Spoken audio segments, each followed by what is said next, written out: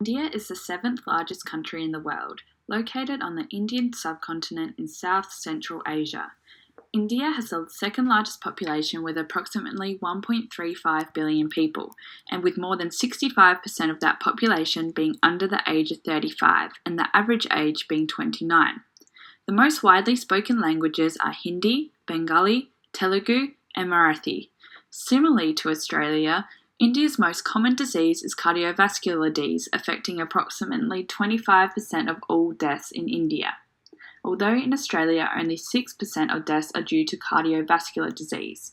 Whilst India has an incredibly large population, only 5% of it are living in extreme poverty. Comparingly, Australia has 13.3% of people living in poverty. India suffers from a major shortage of medical staff.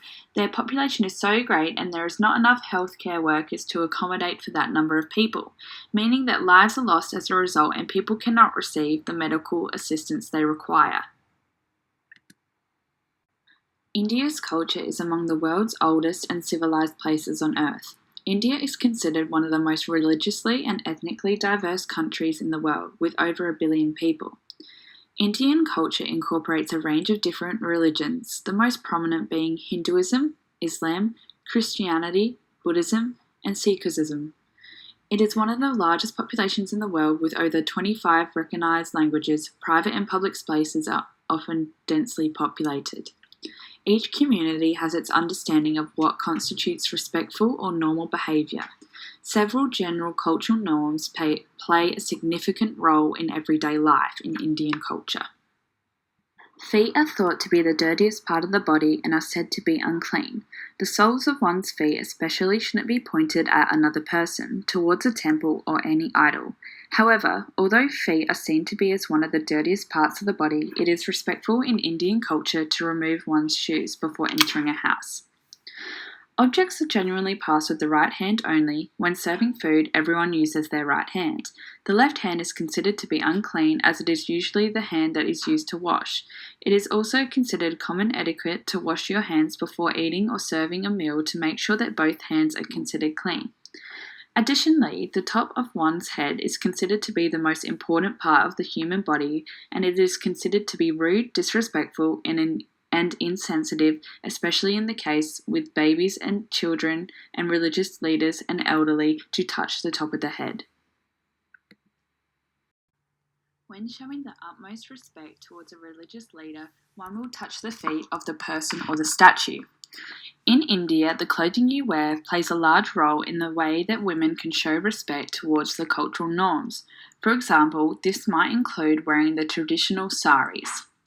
Cows are considered a sacred animal that are worshipped in Indian culture, and because of this, most Hindus avoid eating beef. It's common to have a relaxed approach towards punctuality and timekeeping. However, formal events such as important business meetings, appointments, and when visiting a doctor, punctuality is expected. In India, equal access to healthcare is impeded by socio-economic barriers. India is one of the 5 countries with the lowest public health spending levels, whilst the private medical services are one of the most developed fields. Meanwhile, public health ones are totally inadequate, with the greatest number of health facilities concentrated in cities, where only 25% of the population lives. With its 3-tier system of public health care centres in villages, district hospitals, and tertiary care hospitals, government expenditure in India is inordinately low, with a disappropriate emphasis on private health spending. Therefore, Indian healthcare industry has more private structures than public ones. About 68% of the existing hospitals and 37% of inpatient beds in the country belong to health private sector, and most of these are located in urban areas. In India, the private medical services are one of the most developed fields. Meanwhile, public health ones are totally inadequate, with the greatest number of health facilities concentrated in cities, where only 25% of the population lives. Moreover, the public infrastructures are not well distributed on the territories. In fact, they are in the main urban centres, so it does not guarantee accessibility to a wide sample of population who live in rural areas of India. Accordingly, the poorest receive a minority of the available subsidies, whereas the richest obtain more than a third, fostering a divide in healthcare infrastructure across the rich and poor in urban and rural settings. This has implications for domestic Indian public health and global public health. The percentage of malnourished, anemic, and underweight children in Kolkata is less in comparison with the cities of the country. Around 30% of women and 18% of men in Kolkata are obese. Kolkata has the highest percentage of women with anemia among the cities surveyed, while men are only the 20%. Large numbers of people suffer from diseases such as diabetes, asthma, and other thyroid disorders. Tropical diseases such as malaria and dengue are still prevalent in Kolkata. Australia has a diverse population with many residents born overseas from non-English speaking countries. This considered, it is imperative that we understand the differences that arise through cultural and linguistic diversity. India is considered one of the most ethnically and religiously diverse countries in the world. Indian culture is complex due to the many divisions of ethnic, religious, linguistic, and regional groups. However, despite the complicated composition of Indian culture, there are some universal or typical cultural traits that we can apply in day-to-day interactions in a healthcare setting. In some cases, Indians may be uncomfortable with physical contact with strangers. In most cases, a handshake is appropriate. However, it is not usually appropriate to shake hands with the opposite sex. Handshakes are usually gentle rather than firm. In a healthcare setting, it would be best practice to seek permission or ask how they would like to be greeted if you can sense tension. Many Indians do not use surnames. People are often referred to by their title, e.g., Mr. or Mrs., and their first name. In a healthcare setting, it would be advisable to request permission to use an Indian patient's first name or ask for their preference. Indians usually prefer minimal eye contact, and in India it is considered rude to look at someone, especially when they feel deference or respect. The involvement of family members in major and minor medical decisions is crucial. Disclosing a serious or terminal diagnosis is best undertaken with great care and with the consultation and help of family members. It may be appropriate to ask a patient his or her wishes about confidentiality and privacy before discussion of any sensitive issues. Many Indian women, particularly older Hindus, may prefer to be examined by health professionals of the same gender. Having a female relative in attendance when examining an older Hindu woman is recommended as it may facilitate a more open interaction. In many cases, Indians will often avoid saying no and may prefer to avoid conflict by giving an answer such as "I will try." In some circumstances, Indians may say yes in order to please a health professional, even if they do not understand the medical concept or treatment plan.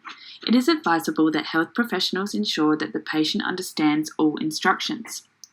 Indians may avoid the words please and thank you, believing that actions are performed from a sense of duty and do not require these courtesies. It is important to be mindful of their beliefs and not assume they are being arrogant or rude. An Indian cultural practice that may influence healthcare is the designation of left and right hands for specific tasks. The right hand is typically used for sanitary tasks such as eating, while the left hand is reserved for unsanitary tasks. This may affect a patient's comfort with the use of one arm or the other for drawing blood or the insertion of an IV. It is important that this is discussed with the patient prior to the procedure being carried out to identify the individual's preference. Mental illness has severe negative connotations, especially among the older Hindu population. Some believe that mental illness is due to possession of the evil eye. Shame and denial are typical responses to any suggestion of mental illness. Because mental illness is concealed, it is often presented to the doctor as a somatic complaint such as headaches or stomach pain, rather than having anxiety or depression. Sacred items are often worn by Hindu men and women. These items are sacred and it is important they are not cut or removed without the consent of the family. Certain days of the month based on the Hindu lunar calendar are considered auspicious, and Hindus may request surgical procedures not to occur on these days. Some Indian families may wish for sedation to be decreased for a dying patient because it is considered important that the person is as conscious as possible at the time of death. It is very important for family members to be at the bedside of a dying patient. It is important that we are mindful of the social, cultural, and religious factors that could potentially negatively impact on a patient's well-being. This considered, it is our role as health professionals to ensure we approach cross-cultural interactions with caution and act in a manner that is respectful. This can be achieved by make time to discuss a patient's values, beliefs, and preferences relating to their individual healthcare needs.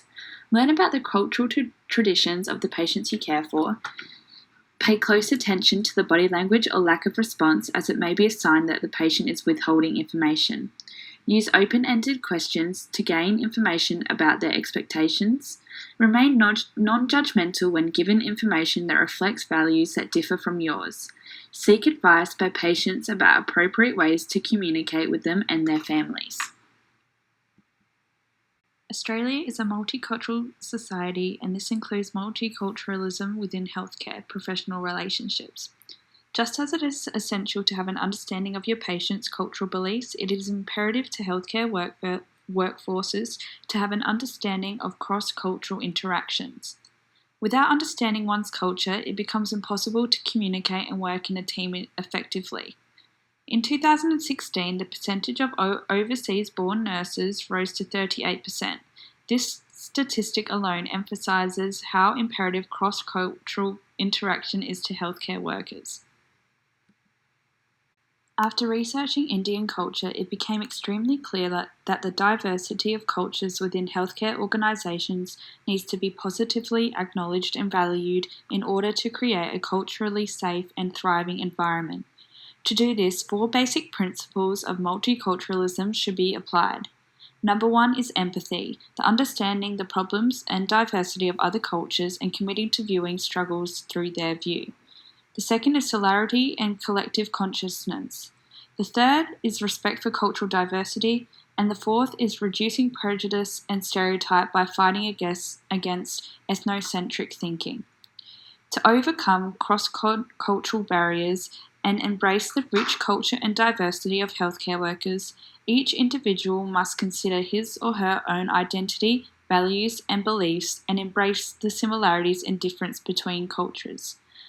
To understand and accept these differences is the key to accomplish clear and effective cross-cultural interactions.